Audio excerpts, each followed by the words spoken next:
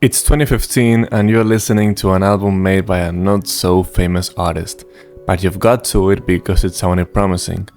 Co-signed by Kanye and T.I., this must be something. You like what you're hearing, it's dark, it's psychedelic, it's new.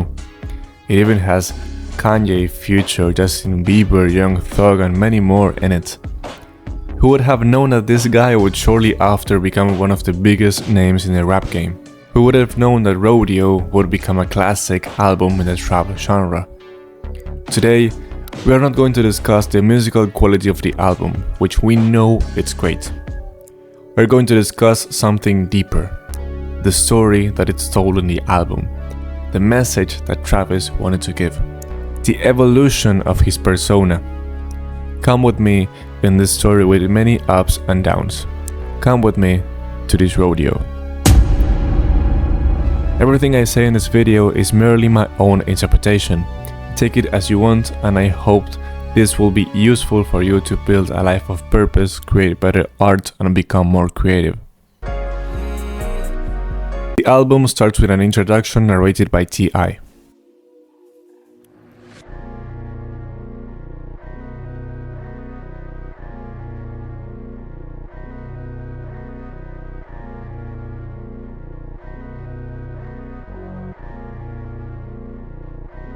This intro sets the mood for the album.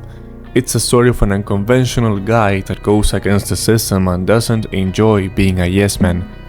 This story contains a transformation from Jacques, his real name, to Scott. Scott is a leader too, trying to help lost souls like him find meaning.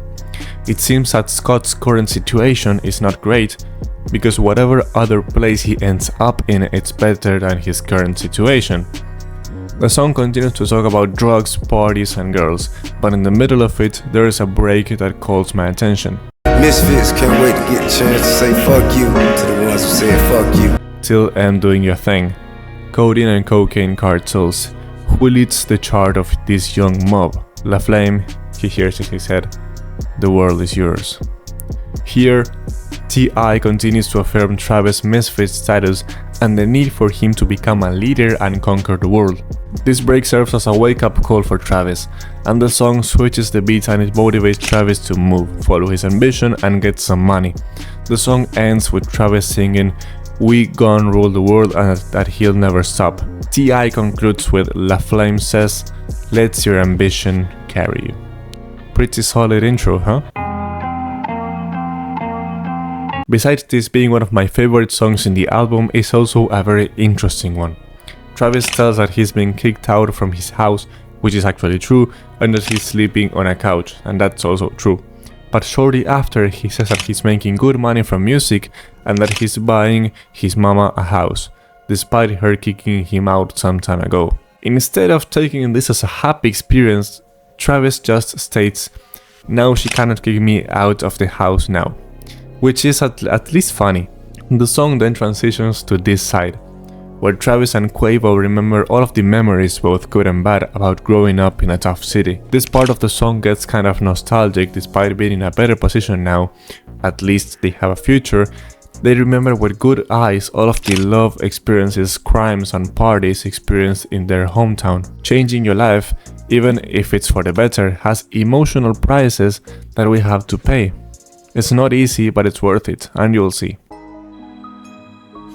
3500 is the first glance that Travis has of the extravagant lifestyle that artists live.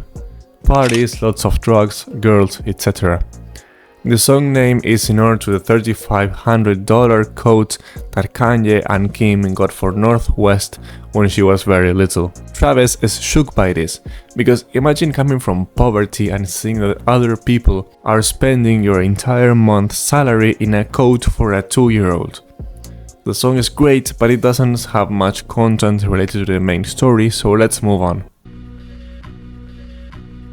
This song is similar to 3500. Not in the musical sense, but in its message.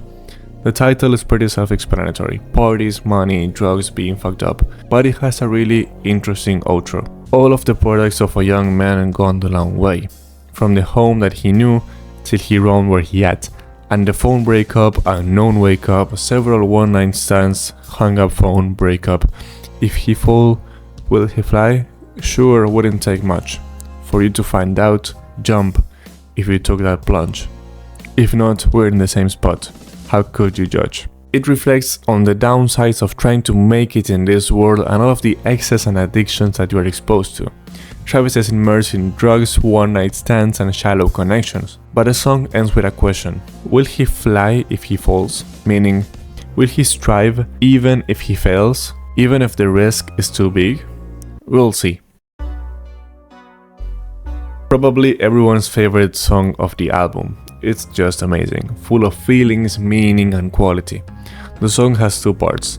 The first one he talks about hanging out with a sex worker and doing drugs. And the second part is way more interesting to me.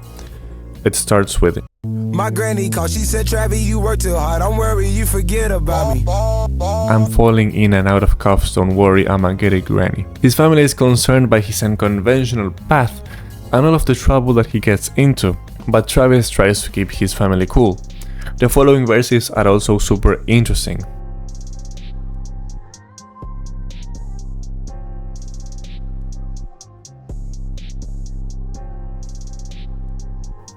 Finally, the conflict with his parents is over.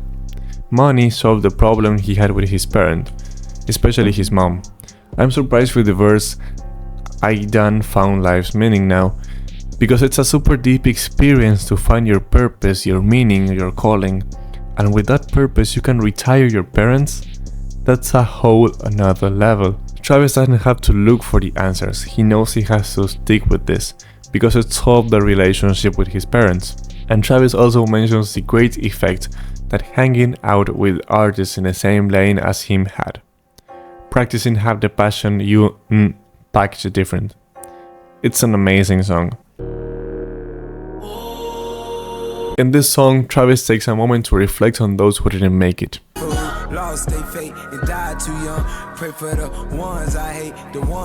Besides this, he reflects on the downsides of his chosen lifestyle.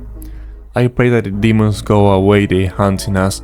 Man, I can take no more of this lifestyle we've been living. Man, I can take no more of the white powers in position. With white powers, I believe that he refers to the label executives that are always sticking their noses into his music, but we'll talk about this later. Also, he talks about mainstream media not wanting for black kids to win at life and how he pretends to take care of his mama. And fuck CNN, they don't wanna see us win. Mama, don't you worry, no more worry, no more. I'ma take you from the first to the 90th floor. You always told me what I planned, that shit gotta grow. And anything I detonate, that shit gotta blow. Now he kind of acknowledges his mom's support with what I planned, that shit gotta grow. This song has a similar theme such as 3500 and Wasted, extreme lifestyle, drugs, girls, parties, and using the night as a way to live their fantasies. The darkness usually represents what we don't know and what we could be. At night we aren't inhibited and let our instincts and desires take over. Remember I told you Travis was fed up of the executives? Well, Kanye shares the same feeling. This song is pure disrespect. Telling the executives that they are going to take a piss on their grave is the ultimate form of disrespect. This one here for the executives. Fuck you and all of your relatives. It's Kanye and Travis' demonstration that they cannot be dominated and controlled. It's an act of rebellion. Definitely the biggest hit of the album. It's one of the first songs I've ever heard from Travis. In its majority, it's about partying, doing drugs and hooking up with different girls. But in the last verse, Travis narrates how this lifestyle is. Stacking up day to day young, you know you gotta go get it, my they hating, they singing, they waiting. And how this problematic personality gets him into unnecessary trouble. Lord, I'm on fire, they think that I'm Satan, calling me crazy in different occasions, kicking the cameraman off my stages, cause I don't like how he's nabbing my angles. I'm overboard and I'm over impatient. One of my favorite songs in the album. Travis makes this song for a girl who doesn't love him back, where he feels powerless and hopeless. You're the one, you know me the best. You're the one I call when I'm stressed.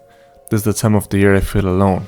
This is the time of the year you treat me wrong. He wishes he had amazing powers to do the impossible, especially at night, where solitude and your feelings get stronger and bigger. In that darkness, he wishes to do the impossible. He wishes he was able to change that girl's feelings.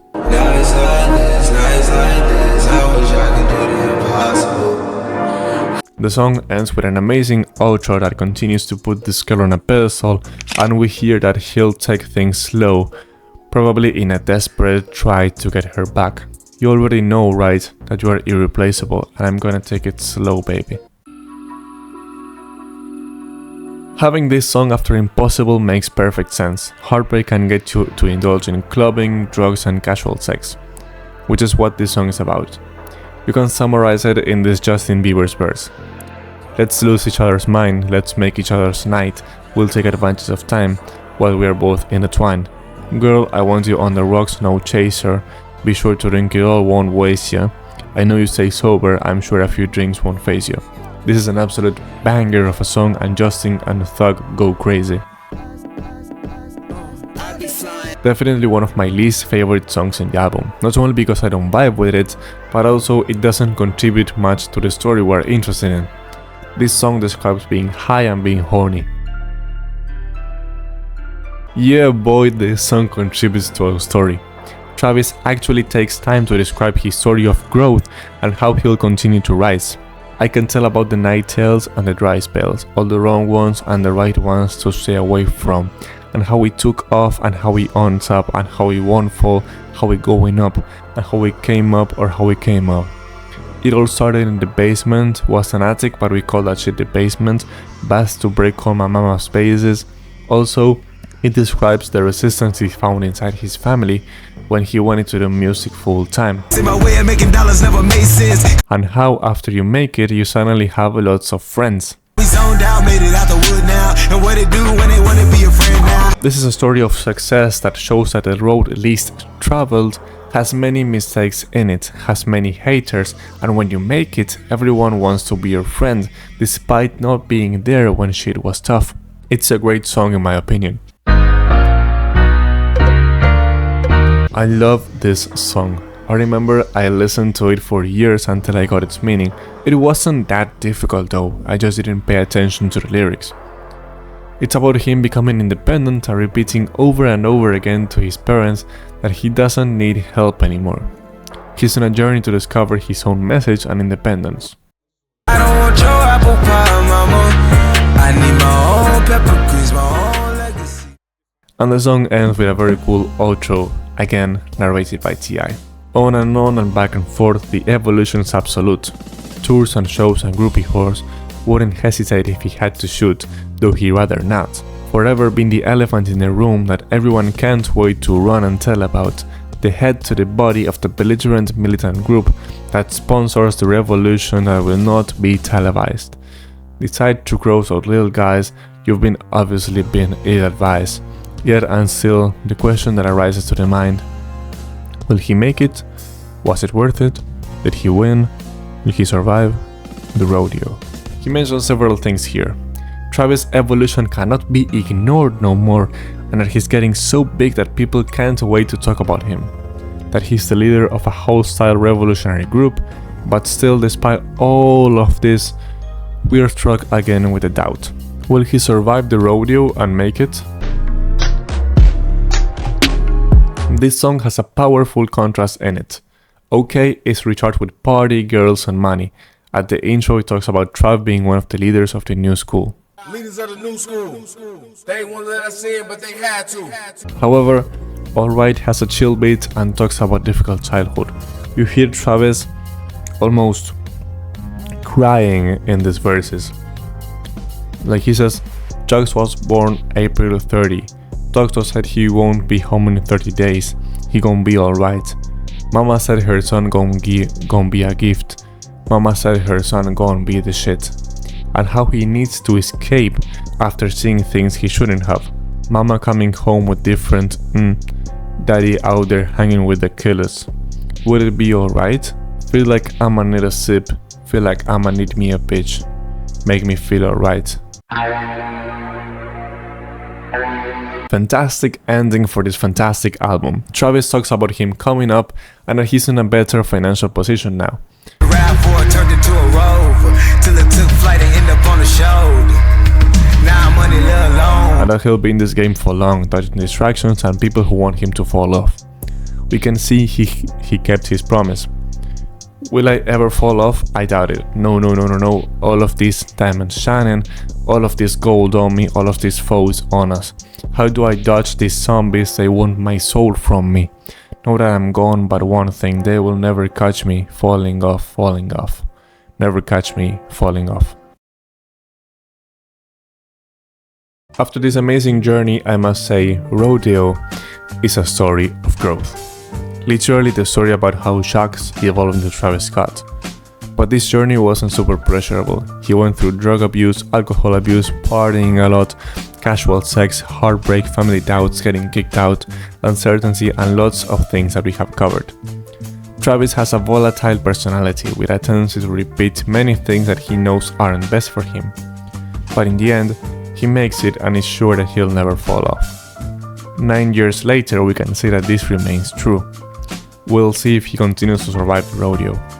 If you get something from this video, is that growth isn't linear. Making progress is not a process where you get better every single day. It's a process that needs mistakes and failures. Don't worry if you fuck up sometimes trying to get to your goals. Worry about learning from it and building your character. The first step towards external success is always internal. If Travis hadn't evolved, he wouldn't have made it. And I hope you loved the video as much as I enjoyed making it. Like, subscribe and do all of the stuff that you know it helps. See you next time.